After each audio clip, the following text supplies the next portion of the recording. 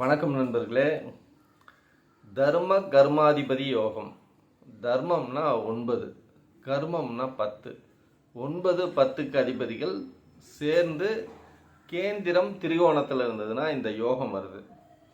இந்த யோகம் இருக்கிறவங்களுக்கு எப்பயுமே தொழில் இருந்துக்கிட்டே இருக்கும். இப்போ வேலை இல்லை, தொழில் லாஸ் ஆயிடுச்சு, அப்படி ஆயிடுச்சுன்னு ஏகப்பட்ட பிரச்சனைகள் இருப்பாங்க தொழில்னாவே. ஆனால் இந்த யோகம் இருக்கிறவங்களுக்கு எப்பயுமே நிரந்தரமான ஒரு வேலை இருக்கும்.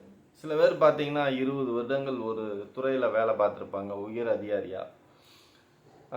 சில பேர் பார்த்தீங்கன்னா அரசு தலைவர்களே பார்த்தீங்கன்னா அரசியல் தலைவர்கள் 20 வருஷம் 30 வருஷம் ஆண்டிருப்பாங்க.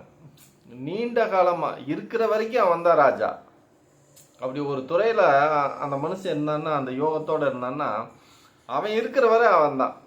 அவன் இல்லாதப்ப வேணும்னா இன்னொருத்தர் வரலாம். அந்த மாதிரி ஒரு மிகப்பெரிய யோகம். தர்ம சிந்தனை அதிகமாக இருக்கும். எல்லாத்துக்கும் நல்லா கொடுத்து உதவக்கூடிய மனப்பான்மை இருக்கும். தொழில் எப்பயுமே அந்த தொழில் மட்டும் அவங்களுக்கு மட்டும் இருந்துக்கிட்டே இருக்கும். ஒன்றுக்கு சில பேர் பார்த்தீங்கன்னா ஃபேக்ட்ரி வச்சுருப்பான், 4-5 ஃபேக்ட்ரி வச்சுருப்பான். இந்த அம்பானி, பெரிய டாடா பிர்லான்னு பெரிய பெரிய பிஸ்னஸ் மேன் இருக்காங்கள, அவங்களுக்கெல்லாம் இந்த மாதிரி யோகம் ரொம்ப சிறப்பாக இருக்கும்.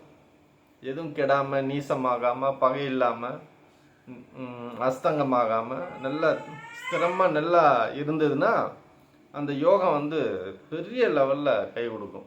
அதாவது தொட்டதெல்லாம் நடக்குதுப்பா, அவனுக்கு அவன் நினச்சதெல்லாம் நடக்குதுப்பா, அவன் எந்த தொழிலை தொட்டாலும் சக்ஸஸ் தான்ப்பா, அவனுக்கு பெரிய லாஸே கிடையாது.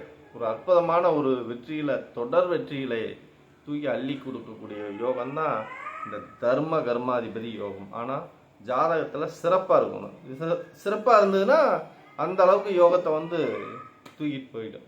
அவ்வளோ சிறப்பான யோகம் தர்ம கர்மாதிபதி யோகம். உங்களுக்கும் இருந்ததுன்னா மகிழ்ச்சி. நன்றி.